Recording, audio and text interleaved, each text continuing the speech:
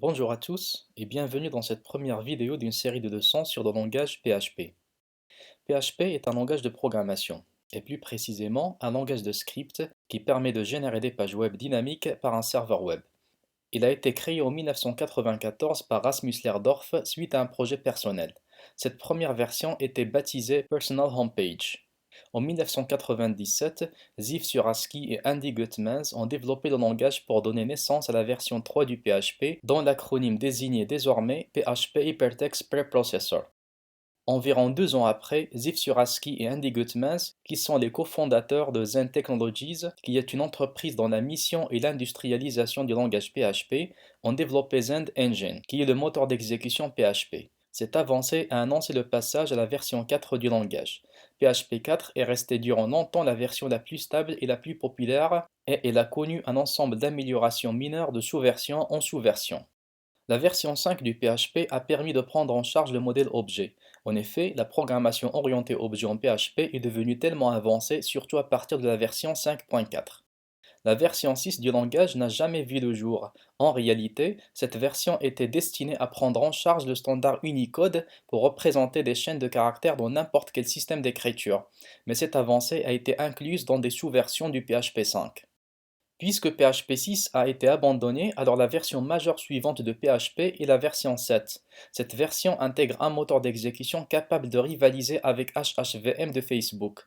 En fait, Facebook de son côté développe aussi le langage PHP pour l'adapter à ses propres besoins et a créé son propre moteur nommé HHVM qui signifie Hip Hop Virtual Machine. Jusqu'à la publication de cette vidéo, PHP est à sa version 7.3.2. Mais à quoi ça sert? En fait, PHP est un langage de programmation côté serveur, c'est-à-dire que c'est le serveur qui compile le programme PHP et renvoie le résultat d'exécution au navigateur sous format HTML. Contrairement au JavaScript qui est basiquement un langage de programmation côté client, c'est-à-dire que c'est le navigateur qui exécute le code source aux côtés du HTML et du CSS. Bien entendu, JavaScript peut aussi servir de langage côté serveur. PHP permet de générer des pages web dynamiques. En effet, une page web dynamique est une page dont le contenu est généré dynamiquement, c'est-à-dire que le contenu visible sur la page n'est pas forcément intégré manuellement dans le code HTML, mais ce contenu peut provenir d'une base de données, de fichiers texte ou XML, ou encore généré à la volée suite à des situations ou des conditions particulières. Pour simplifier le concept, on peut dire qu'une page web dynamique se métamorphose selon la situation d'une manière automatique. Du coup, il se peut bien que deux internautes se connectent à une page web dynamique au même moment, mais chacun d'entre eux voit un contenu différent. Pour que le serveur exécute le langage PHP, il s'appuie sur le standard CGI, dit Common Gateway Interface. CGI est un standard qui indique comment les échanges seront effectués entre le serveur HTTP et le programme qui génère le contenu dynamiquement, qui est dans ce cas le PHP. Pour faire simple, les langages qui permettent de générer des pages web dynamiques sont dits des langages CGI. En plus du PHP, il existe plein d'autres langages CGI comme Perl, JSP, le framework ASP.NET, Python via son framework Django, JavaScript via sa plateforme Node.js, etc. Cependant, PHP reste le langage CGI le plus populaire et il est majoritairement utilisé par les développeurs web afin de créer des sites et des applications web avancées.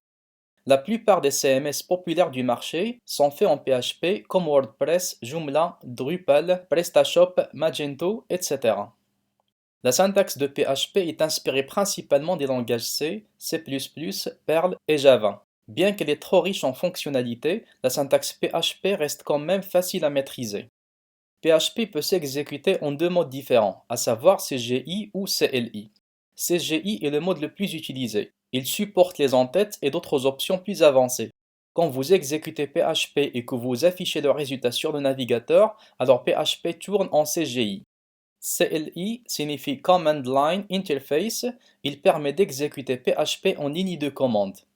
PHP est un projet open source et il bénéficie d'un support inconditionnel de la communauté. Cependant, la documentation officielle de PHP est présente sur le site www.php.net. Donc si vous cherchez des informations concernant une fonction, il suffit de saisir l'adresse suivante php.net / le nom de la fonction. Par exemple, php.net /echo ou php.net /pregmatch. Contrairement à ce que l'on peut croire, PHP ne sert pas uniquement à créer des sites web, mais aussi à développer des applications très avancées. En effet, PHP est trop riche en bibliothèques qui couvrent de différents domaines. Par exemple, avec du PHP, on peut faire de la programmation réseau via le module de socket qui l'embarque, le monitoring des réseaux via le protocole SNMP dont le module est pris en charge, le traitement d'images, la sécurité, l'exportation de documents de différents formats, etc. Comme pour la plupart des langages de programmation populaires, on peut coder nativement en PHP en écrivant entièrement le code source ou en se servant de frameworks qui embarquent des bibliothèques qui peuvent faciliter la tâche du développeur. Les frameworks les plus populaires de PHP sont Zend Framework, Symfony, Laravel, CodeIgniter, CakePHP, etc. Tous ces frameworks suivent le patron de conception MVC, dit Model View Controller, qui permet de mieux organiser son code. De quoi aura-t-on besoin? Pour exécuter du PHP, il faut avoir un serveur web qui supporte ce langage. Le serveur le plus populaire s'appelle Apache. Quand il est installé sur Linux ou BSD, il ne reconnaît pas le PHP par défaut. En effet, il faut installer le module PHP dessus pour qu'il puisse reconnaître et compiler le code PHP.